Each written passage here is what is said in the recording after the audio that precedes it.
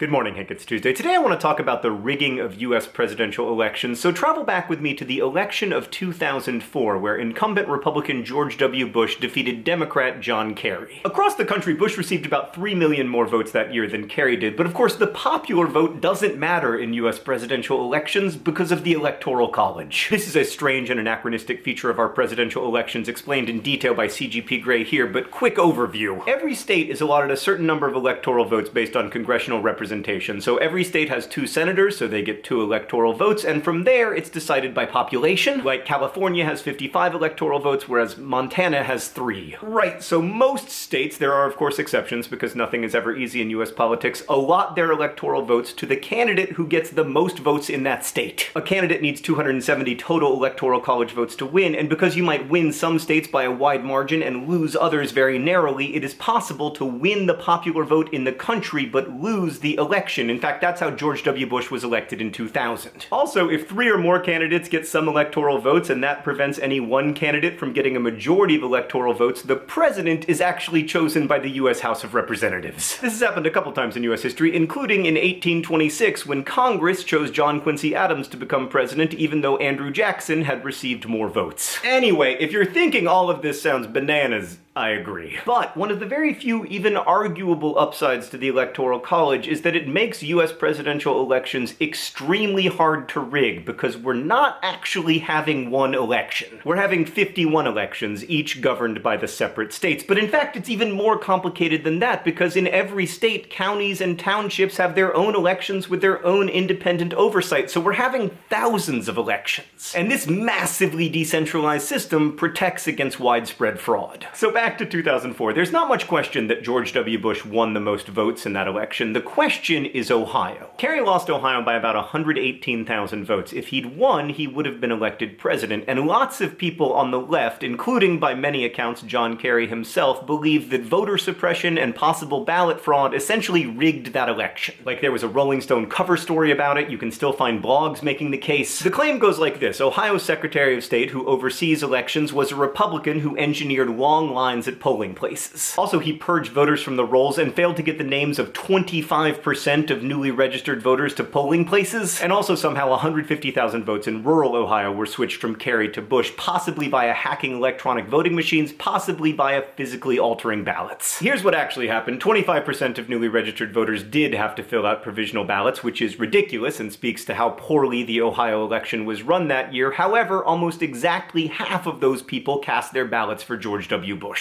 The voter rolls were purged because they are required by law to be purged because people die and or move. Actually, I guess I don't really need the and or there. Mostly they just die or move. Right, also none of the 150,000 purportedly switched votes was actually switched. There were, however, long lines at polling places which did disenfranchise voters, but not in a way that would have affected the outcome of Ohio's presidential election. The 2004 Ohio election was poorly run and it did not reflect the ideals of our democracy, but it also did not steal the election from John Kerry. Like the Democratic Party's own investigation concluded, despite the problems on election day, there is no evidence from our survey that John Kerry won the state of Ohio. But of course that report was written months later. The morning after the election, John Kerry still believed he might have won and he was furious with the partisanship he saw in the Ohio election, but nonetheless he called George W. Bush and conceded. This is one of the central tenets of our country. We have fair elections where the outcomes are trusted broadly, if not universally, and when power changes hands, it does so peacefully. Like it's sometimes said that the greatest moment of George Washington's presidency was its final moment, when he handed the office over to John Adams and created a precedent for how American leaders would cede power. To paraphrase something George W. Bush said recently, in American history, the office of the presidency is always more important than the person who holds it. Now, none of this is to say that our elections are perfect. Like voter suppression has been a hallmark of US voting, and suppression efforts have disproportionately targeted systemically disadvantaged voters, the poor initially, and then when the franchise was extended, women and people of color. Even today, there are many political strategies for suppressing voters, but voter suppression, which is real, is not the same thing as widespread fraud, which is not. In most states, observers from both major political parties monitor poll workers to prevent official fraud, and fraud among voters is incredibly rare in the United States. With very few exceptions, people do not vote when they are not allowed to, or impersonate voters, or vote multiple times, or vote when they are dead. The voter rolls may include dead or otherwise ineligible people because the rolls aren't kept up to date or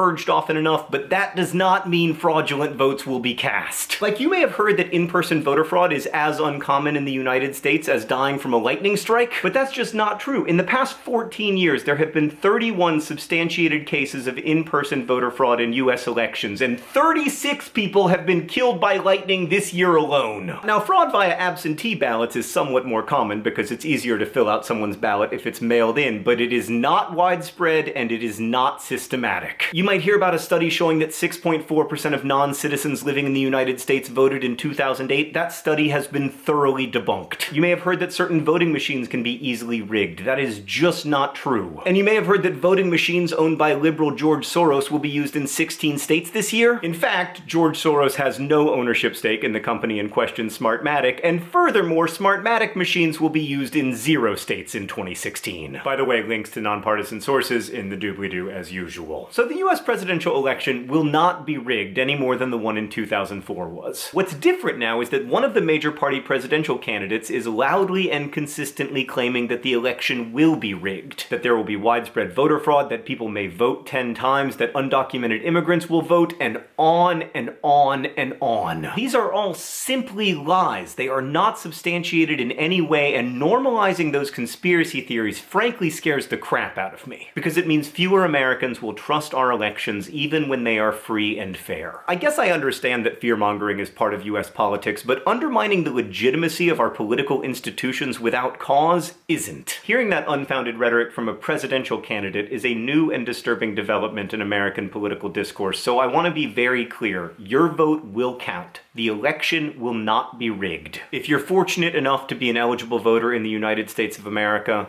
please make your voice heard. Hank, I'll see you on Friday.